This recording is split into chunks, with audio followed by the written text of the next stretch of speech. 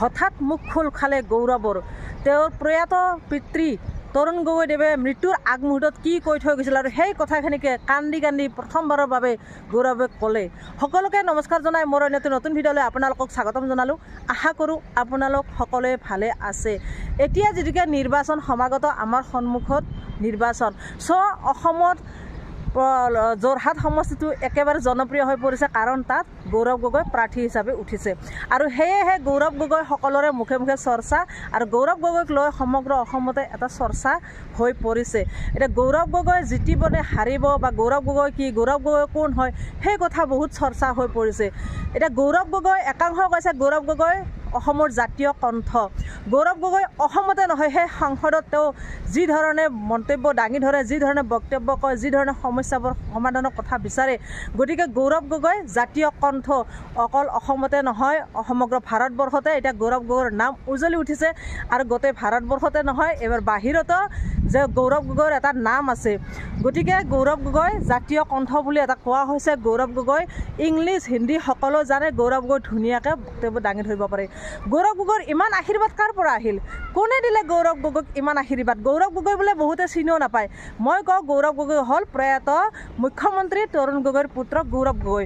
গৌৰৱ গগৈ এতিয়া মিটিংবিলাকত কয়, যেতিয়া প্ৰচাৰ চলাই আছে, গৌৰৱ গগৈ কয় যে মই কোম্পানী কিনিবলৈ ৰাজনীতিত অহা নাই, মই টি গাৰ্ডেন কিনিবলৈ ৰাজনীতিত অহা নাই, মোৰ পিতৃয়ে দিয়া আদৰ্শৰে মই ৰাজনীতি পথাৰখনত যুঁজিবলৈ আহিছোঁ আৰু মোৰ বিশ্বাস মই সেই আদৰ্শৰে মই এই ৰাজনীতিত জিকিম আৰু জিকিলে মই ৰাইজক সেৱা কৰি যাম, মই ৰাইজক সেৱা কৰিবলৈহে ৰাজনীতিৰ পথাৰখনলৈ আহিছোঁ। গতিকে তেওঁৰ দেউতাকৰ আশীৰ্বাদ আছে আৰু এতিয়া এটা কথা কৈছে, যিহেতুকে মোৰ দেউতা মোৰ লগত নাই বৰ্তমান সময়ত, অসমৰ ৰাইজ মোৰ অভিভাৱক, যোৰহাটবাসী মোৰ অভিভাৱক, যোৰহাটবাসীয়ে মোক আশীৰ্বাদ দিব, আশীৰ্বাদ কৰিছে আৰু মই এই নিৰ্বাচনত জিতি যাম। এনেকুৱা ধৰণৰ বহু ধৰণৰ বক্তব্য কয়। আচলতে হয় গৌৰৱ গগৈ এতিয়া সকলোৰে মুখে মুখে চৰ্চা আৰু জনপ্ৰিয় নাম এটা হৈ পৰিছে গৌৰৱ গগৈ। এইবাৰ ইলেকশ্যনত গৌৰৱ গগৈ জিতাটো খাটাং হৈ পৰিছে একাংশৰ মতে।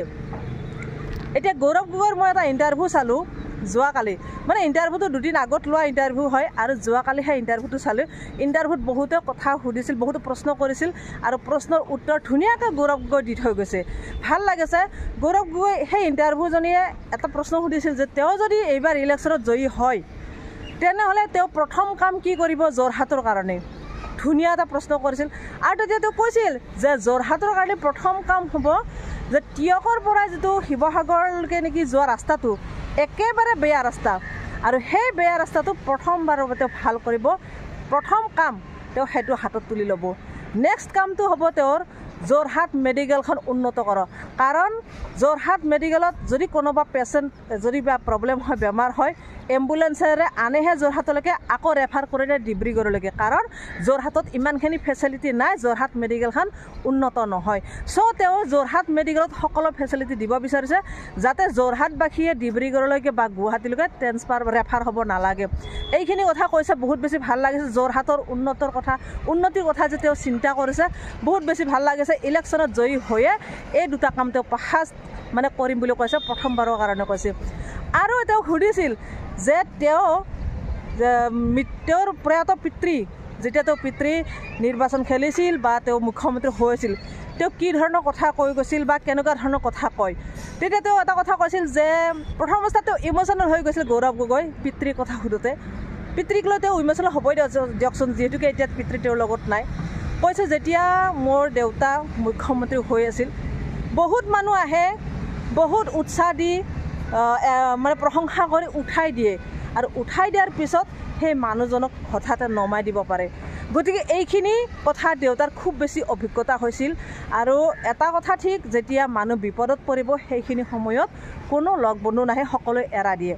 গতিকে মানুহ বিপদৰ সময়ত যাতে এৰা দিব নালাগে কোনেও, বা বেছি ওপৰত উঠালেও বেছি ফূৰ্তি কৰিব নালাগে, এই কথাটো তেওঁক দেউতাকে কৈছিল আৰু কৈছিল যে মানুহৰ কথাত ভুল নাযাবা বা মানুহে যদি কোনোবাই উঠাই দিয়ে সেই উঠাই দিয়া মানুহজনক বেছি গুৰুত্ব নিদিবা বা সেই উঠাই দিয়া মানুহজনক প্ৰতি বেছি আকৰ্ষিত নহ'বা কাৰণ জানি থ'বা সেই যিজন মানুহে তোমাক বেছি ওপৰলৈকে উঠাই দিব সেইজন মানুহে তোমাক হঠাতে নামাই দিব পিছফালৰ পৰা ঘাৰ মাৰিব পাৰে চটফটাব লাগিব তুমি এনেকুৱা ধৰণৰ কথা কৈছিল তেওঁ ইম'চনেল হয় কাৰণ সেইখিনি সময় দেউতাকৰ এটা সময়ত হৈছিলে চ' দেউতাকৰ অভিজ্ঞতাৰ পৰা দেউতাকে তেওঁক কৈছিল আৰু তেওঁ প্ৰথমবাৰৰ বাবে সেই ইণ্টাৰভিউটোত এইখিনি কথা কৈছিল বহুত দুখ লাগিছে আৰু ইম'চনেল হৈছে তেওঁ কৈছে আজি দেউতা থকা হ'লে বহুত বেছি ভাল লাগিল হয় দেউতা মোৰ লগত থাকিলে আজি মই ৰাজনীতি পথাৰত আহিছোঁ দেউতাৰ শুনি বা দেখি ভাল লাগিলেহেঁতেন কিন্তু দেউতা এতিয়া নাই গতিকে অসমৰ ৰাইজ